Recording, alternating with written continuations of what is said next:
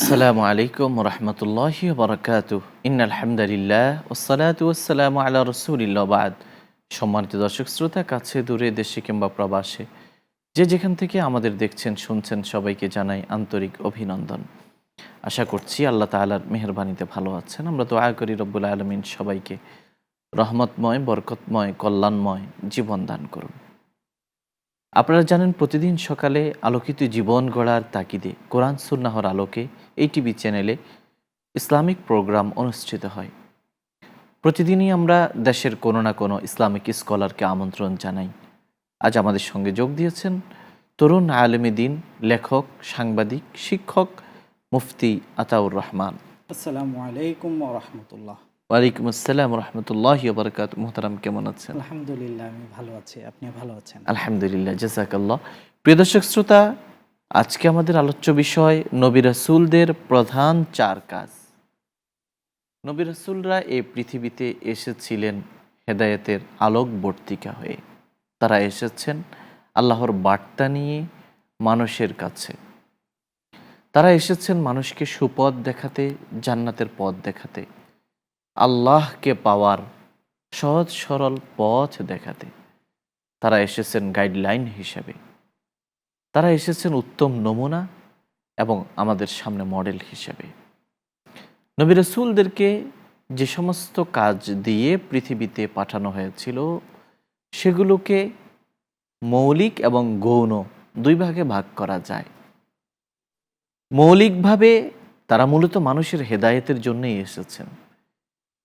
মানুষের হেদায়েতের নিমিত্তে যে কাজগুলোকে প্রধানতম উপলক্ষ্য হিসাবে, উপাদান হিসাবে দেখা হয়, এমন 4টি কাজের কথা কোরআন হাদিসে বর্ণিত হয়েছে। আজকে আমাদের সীমাবদ্ধ সময়ে আমরা নবী রাসূলদের প্রধান 4 কাজ নিয়ে আলোচনা শুনবো আমাদের সম্মানিত অতিথির কাছ থেকে। আলহামদুলিল্লাহ, নাহমাদুহু ওয়া নুসাল্লি আলা রাসূলিহিল কারীম, আম্মা বা'দ। হযরত আদম আলাইহিস সালাম আল্লাহ তাআলা নিষেধ করেছিলেন এমন একটি বৃক্ষ অথবা বৃক্ষের ফল ভক্ষণ করার ফলে যখন পৃথিবীতে চলে আসলেন, যখন তাকে পৃথিবীতে পাঠিয়ে দেওয়া হলো, তখন তিনি নিজের কৃতকর্মের জন্য অনুতপ্ত হলেন এবং আল্লাহ তাআলার নিকটে তিনি দীর্ঘদিন কান্নাকাটি এবং তওবা করার পরে আল্লাহ তাআলা তাকে ক্ষমার ঘোষণা দিলেন এবং জান্নাত থেকে পৃথিবীতে এসেছেন। আবার যে আমাদের চিরস্থায়ী জান্নাতে তিনি ফিরে যেতে চান এবং তার সন্তানরা যে ফিরে যেতে চায়, এজন্য আল্লাহ তাআলা একটা পথ বাতলে দিলেন। আল্লাহ তাআলা হযরত আদম আলাইহিস সালামের হৃদয়ের আকুতি দেখে একটি অঙ্গীকার করলেন। সেটা হলো ফা ইম্মা ইয়াতিয়ান্নাকুম মিন্নি হুদান ফামান তাবিআ হুদায়া ফালা খাউফুন আলাইহিম ওয়ালা ইয়াহজানুন। যে আমার পক্ষ থেকে এখন থেকে হেদায়েতের বার্তা আসবে, যে ব্যক্তি আমার প্রেরিত এই বার্তা অনুসরণ করবে, আল্লাহ তার পৃথিবীতেও কোনো ভয় নেই এবং পরকালেও সে চিন্তিত হবে না। তো আল্লাহ তাআলা আদম আলাইহিস সালামের সঙ্গে যে অঙ্গীকার করেছিলেন, যুগে যুগে নবী রাসূল প্রেরণ করে আল্লাহ তাআলা এই অঙ্গীকার পূরণ করেছিলেন এবং আদম আলাইহিস সালামের এমন কোনো সন্তান নেই যাদের নিকটে আল্লাহ তাআলা হেদায়েতের বার্তা কোনো না কোনোভাবে পৌঁছে দিয়েছেন। আল্লাহ তাআলা পবিত্র কোরআনে বলেছেন, লিকুল্লি কওমিন হাদিন, যে প্রত্যেক সম্প্রদায়ের জন্য আমি হেদায়েত বা পথ প্রদর্শক প্রেরণ করেছি। তো যুগে যুগে আল্লাহ তাআলা যে নবী রাসূলদের প্রেরণ করেছেন এবং নবী রাসূলদের প্রতিনিধি হয়ে যারা পৃথিবীতে দ্বীনি দাওয়াতের কাজ করেছেন, তাদের দায়িত্বকে আল্লাহ তাআলা কোরআনে তাদের দায়িত্ব কী ছিল সেটা কোরআন এবং হাদিসে নানাভাবে বর্ণিত হয়েছে। তো নবী রাসূলদের যে দায়িত্ব ছিল, এই দায়িত্বের ভিতর প্রধান 4টি দায়িত্বের কথা পবিত্র কোরআনে 3টি আয়াতে বলা হয়েছে। 3টি আয়াতে একই দায়িত্বের কথা আল্লাহ বারবার বলেছেন। এর ভিতর আল্লাহ তাআলা সূরা জুমাতে বলেছেন, ওয়াল্লাযী বাআসা ফিল উম্মিয়্যিনা রাসূলাম মিনহুম ইয়াতলু আলাইহিম আয়াতিহি ওয়া ইউযাক্কিহিম ওয়া ইউআল্লিমুহুমুল কিতাবা ওয়াল হিকমা। অর্থাৎ তিনি সেই পবিত্র সত্তা যিনি উম্মীদের ভিতরে, অর্থাৎ যারা লেখাপড়া জানে না এমন ব্যক্তিদের ভিতর একজন রাসূল প্রেরণ করেছেন, যে রাসূলের কাজ হলো ইয়াতলু আলাইহিম আয়াতিহি, আল্লাহ তাআলার আয়াত তেলাওয়াত করে তিনি তাদেরকে শোনাবেন। ওয়াইউজাক্কিহিম, এবং তাদেরকে তিনি পবিত্র করবেন, ওয়াইউআল্লিমুহুমুল কিতাব, এবং তাদেরকে কিতাব শিক্ষা দিবেন, ওয়াল হিকমা, এবং হিকমত শিক্ষা দিবেন। তো উলামা ইকরাম বলেন যে নবীর এবং একজন নবী একজন রাসূল দাওয়াতি কাজের অংশ হিসেবে পৃথিবীতে অনেক ধরনের কাজ করেছেন, কিন্তু এই কাজগুলোর ভিতরে এই 4টি কাজ প্রধানতম কাজ। শাহ ওলিউল্লাহ মুহাদ্দিস দেহলভী রহমতুল্লাহ আলাই তার হুজ্জাতুল্লাহিল বালিগাতে এই 4টি কাজের কেন প্রয়োজন সেটা ব্যাখ্যা করেছেন। তিনি বলেছেন এই 4টি কাজ হলো এমন 4টি কাজ যার মাধ্যমে মানুষের প্রবৃত্তি তার বিবেকের অনুগত হয় এবং মানুষের ভেতরে অবাধ্যতার পরিবর্তে আল্লাহর দাসত্ব বরণের আগ্রহ তৈরি হয়, এবং মানুষের ভেতরে মানুষের যে পার্থিব যে জীবন আছে, দুনিয়াতে যে জীবন আছে, সেই জীবনটা পরকালীন জীবনের অনুকূলে পরিচালনা করা সম্ভব হয়। এবং এই 3টি কাজ করার কারণে সামগ্রিক এবং সমাজের সব মানুষের কল্যাণ নিশ্চিত করা সম্ভব হয়। অর্থাৎ এই 4টি কাজের মাধ্যমে এই 4টি কাজ যখন সম্পন্ন হয় তখন মানুষের ভিতর মানুষ সত্যিকার মানুষ হয়ে ওঠে, আল্লাহর অনুগত হয় এবং সমাজে শান্তি এবং শৃঙ্খলা প্রতিষ্ঠিত হয়। তো আমরা এই 4টি কাজ কেন গুরুত্বপূর্ণ, আল্লাহ কেন নবীদের প্রধান 4টি মিশন হিসেবে এই 4টি কাজকে নির্ধারণ করলো সেটা আমরা একটু বোঝার চেষ্টা করব। এই 4টি কাজের ভেতরে প্রথম কাজ হলো ইয়াতুলু আলাইহিম আয়াতিহি, আল্লাহ তাআলার আয়াত তেলাওয়াত করা। মুফাসসিরিনে কেরাম বলেন যে এখানে আয়াত তেলাওয়াত করার দ্বারা উদ্দেশ্য হলো আল্লাহর বাণী, আল্লাহর কালাম ঠিক যেভাবে আল্লাহ তাআলা অবতীর্ণ করেছেন কোনো ধরনের পরিবর্তন ছাড়া শব্দে শব্দে অক্ষরে অক্ষরে মানুষকে তেলাওয়াত করে শোনানো, এবং এতে কোনো ধরনের পরিবর্তন আনা যাবে না। তো এবং আল্লাহ তাআলা তার রাসূলকে এই কাজটি এভাবে করার নির্দেশও দিয়েছেন। পবিত্র কোরআনে আল্লাহ তাআলা বলছেন, ইয়া আইয়ুহার রাসূল বাল্লিগ মা উনজিলা ইলাইকা মির রাব্বিক ফাইন লাম তাফআল ফামা বাল্লাগতা রিসালাতাহু। হে নবী, আপনার প্রতি যা অবতীর্ণ হয়েছে তা আপনি যথাযথভাবে কোনো ধরনের পরিবর্তন ছাড়া বিকৃতি ছাড়া যথাযথভাবে তা মানুষকে তেলাওয়াত করে শোনান, পৌঁছে দিন। যদি আপনি এই যথাযথভাবে পৌঁছাতে ব্যর্থ হন তাহলে আপনি আপনার নবুবী দায়িত্ব পালনে আপনি ব্যর্থ হলেন। তো আল্লাহ তাআলা আল্লাহ নবী সাল্লাল্লাহু আলাইহি সাল্লাম সহ সকল নবী রাসূলগণ যথাযথভাবে এই দায়িত্ব পালন করেছেন। এবং কোরআনে, পবিত্র কোরআন যেহেতু রাসূলুল্লাহ সাল্লাল্লাহু আলাইহি সাল্লামের উপর অবতীর্ণ হয়েছিল, এজন্য কোরআনে আল্লাহ নবী যে এটা যথাযথভাবে পালন করেছিলেন এটাও আল্লাহ তাআলা সাক্ষ্য দিয়েছেন। আল্লাহ তাআলা বলছেন, ওমা ইয়ানতিকু আনিল হাওয়া ইন হুয়া ইল্লা ওয়াহয়ুন ইউহা, যে আল্লাহ নবী আল্লাহর পক্ষ থেকে যা বলেন সেটা তার মন গড়া কথা না। আল্লাহ নবী যা বলেন সেটা আল্লাহ তাআলা যা অবতীর্ণ করেছেন সেটাই তিনি বলেন। এখন প্রশ্ন হতে পারে যে সরাসরি হুবহু কোরআন তেলাওয়াত কেন করে মানুষকে শোনানো প্রয়োজন? হ্যাঁ, তো উলামায়ে কেরাম বলেন যে আল্লাহ তাআলা কোরআনকে এমন কিছু বৈশিষ্ট্য দান করেছেন, আল্লাহর বাণীর ভিতরে এমন কিছু বৈশিষ্ট্য রয়েছে যে বৈশিষ্ট্যগুলোর কারণে মানুষের জীবন আলোকিত হয়। আল্লাহ তাআলা পবিত্র কোরআনকে বলছেন যে হেদায়েতের উৎস বানিয়েছেন, অর্থাৎ কোনো ধরনের ব্যাখ্যা বিশ্লেষণ ছাড়াই যদি মানুষ কোরআন তেলাওয়াত করে তবুও তার পক্ষে হেদায়েত লাভ করা সম্ভব।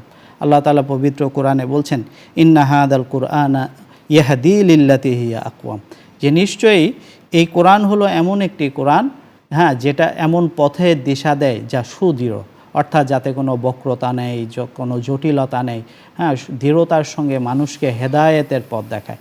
অর্থাৎ কোরআন স্বয়ং নিজেই হেদায়েতের উৎস। এজন্য কোরআনকে যথাযথভাবে মানুষের কাছে তেলাওয়াত করার মাঝেও ফায়দা রয়েছে, উপকার রয়েছে। কোরআনের যে আল্লাহ তাআলা যথাযথভাবে তেলাওয়াত করে শোনানোর নির্দেশ দিয়েছেন, এর আরেকটি কারণ হলো আল্লাহ তাআলা কোরআনকে ঈমানের উৎস বানিয়েছেন। হ্যাঁ, আল্লাহ তাআলা পবিত্র কোরআনে সাহাবায়ে কেরামের বৈশিষ্ট্য বর্ণনা করছেন, ওয়াইদা তুলিয়াত আলাইহিম আয়াতুহু যাদাতহুম ঈমানা, যে সাহাবায়ে কেরামের নিকট যখন আল্লাহ তাআলার আয়াতকে তেলাওয়াত করা হতো তখন তাদের ঈমান বৃদ্ধি পেত।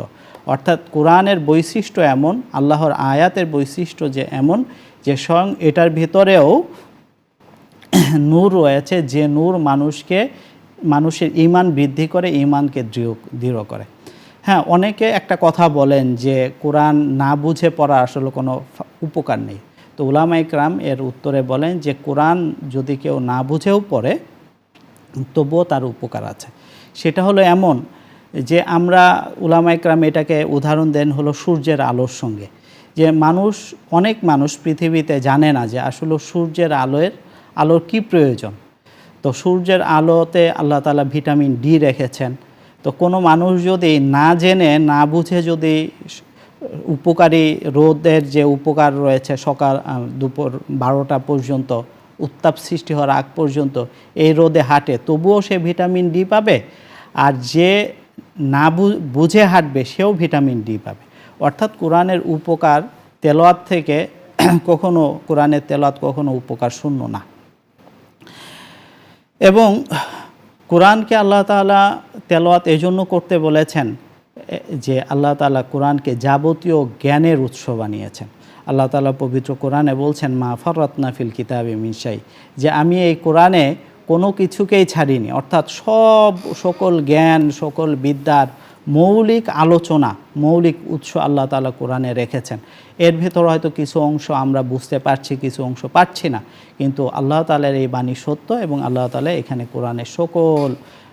কোরআনে সকল জ্ঞানের উৎস বানিয়েছেন কোরআনকে। নবী রাসূল সাল্লাল্লাহু আলাইহি সাল্লামদের আরেকটি দায়িত্ব ছিল হলো ওয়ায়ুজাক্কিহিম, মানুষকে পরিশুদ্ধ করা।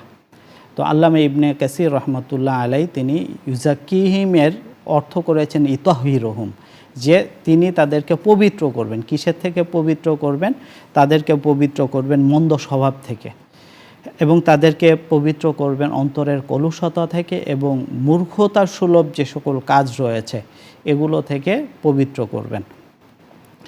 এর ফলে তিনি বলছেন মানুষকে, নবী রাসূলরা যে আত্মশুদ্ধির যে পথ মানুষকে দেখিয়েছেন, সেই পথের ফজিলত হলো যে মানুষ এই পথ অনুসরণ করলে অন্ধকার থেকে আলোর পথে সে অগ্রসর হয়।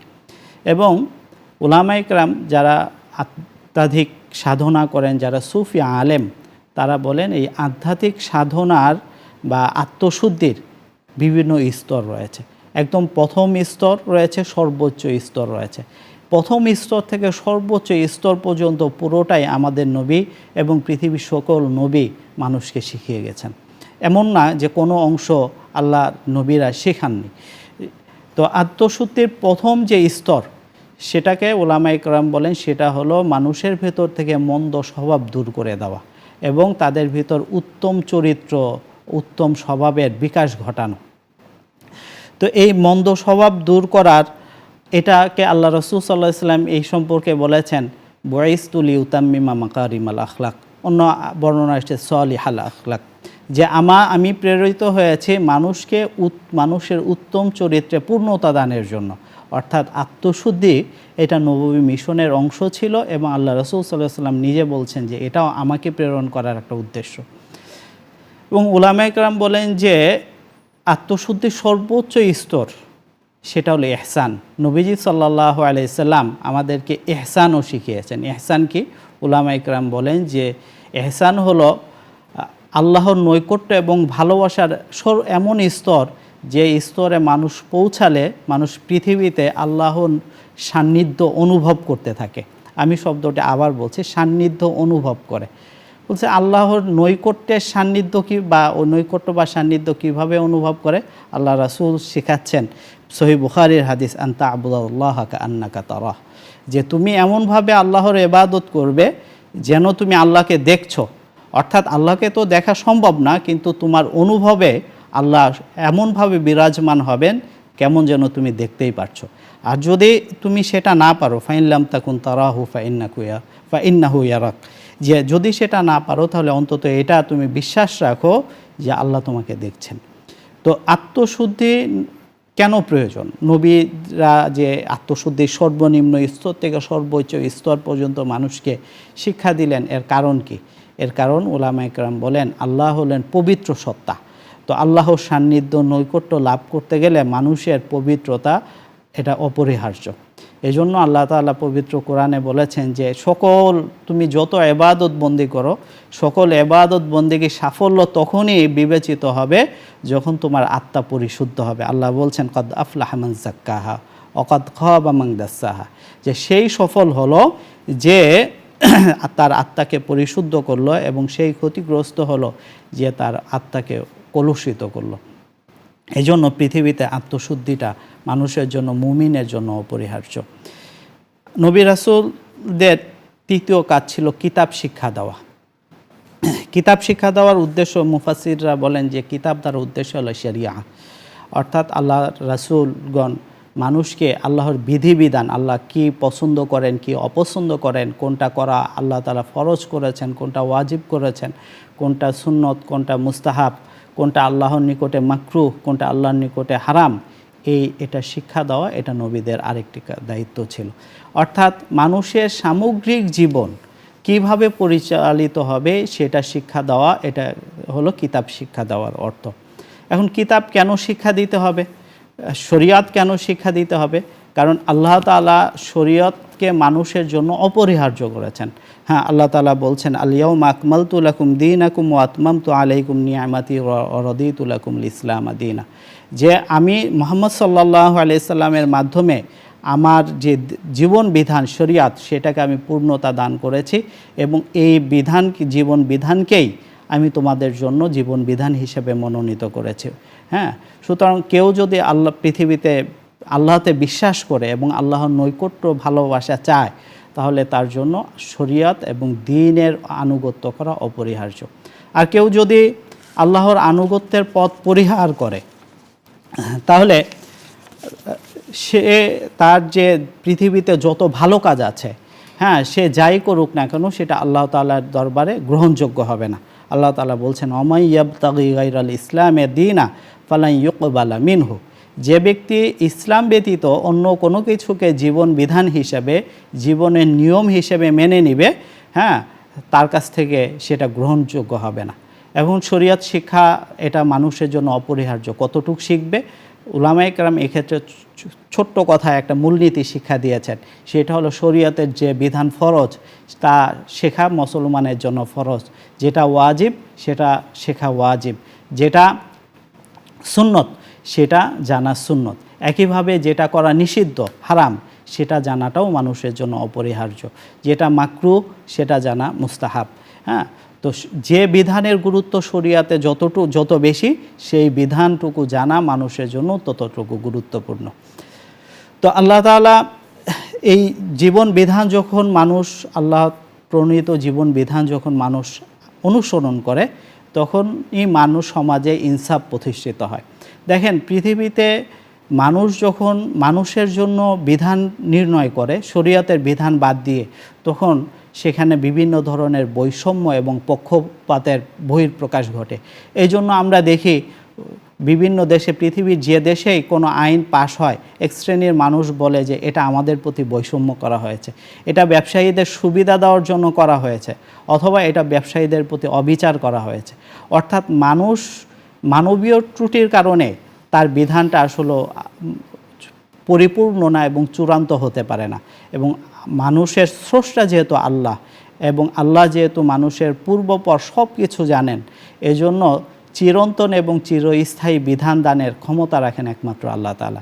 এজন্য মানুষের আল্লাহ নবীগণ মানুষকে আল্লাহর বিধান এবং শরীয়ত শিক্ষা দান করেছেন। নবীদের নববী মিশনের চতুর্থ কাজ ছিল হলো হিকমা শিক্ষা দেওয়া। হিকমার দুইটা অর্থ উলামায়ে কেরাম বলেছেন। হিকমা একটা হলো তাফাক্কুহ ফিদ্দিন, শরীয়তের উচ্চতর জ্ঞান অর্জন করা।